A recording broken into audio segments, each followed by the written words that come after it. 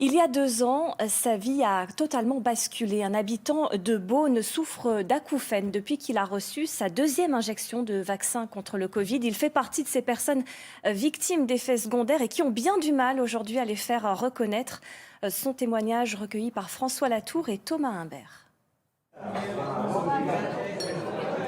Reprendre une vie normale, avec ses bruits du quotidien, Benoît y arrive peu à peu.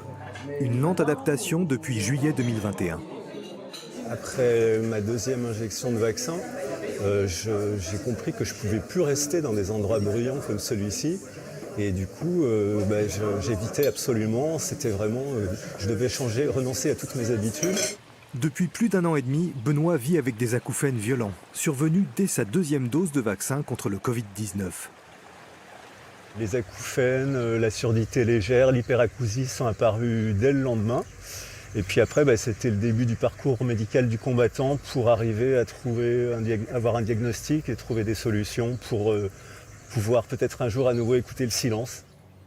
Au début, c'était vraiment tabou. Les médecins ne voulaient pas, même quand on commençait à dire le mot effet indésirable, c'était pas possible, quoi. Donc on était forcément complotistes ou anti-vax.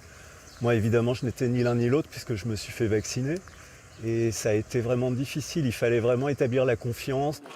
Pour masquer ses acouphènes, Benoît utilise en permanence des écouteurs à conduction osseuse qui diffusent du bruit blanc. Des bouchons d'oreille l'isolent des bruits ambiants.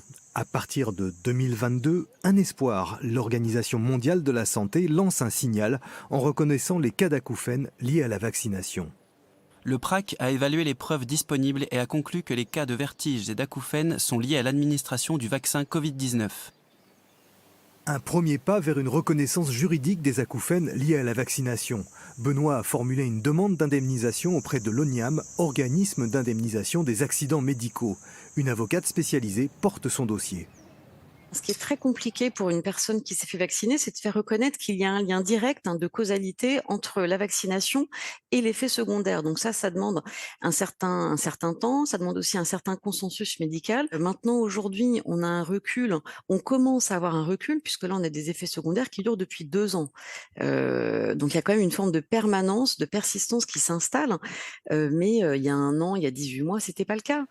Une demande d'indemnisation qui permettrait à Benoît de couvrir ses frais d'examen médicaux. 25 autres dossiers sont portés par l'avocate devant la seule juridiction en France qui pourrait reconnaître les effets secondaires de la vaccination.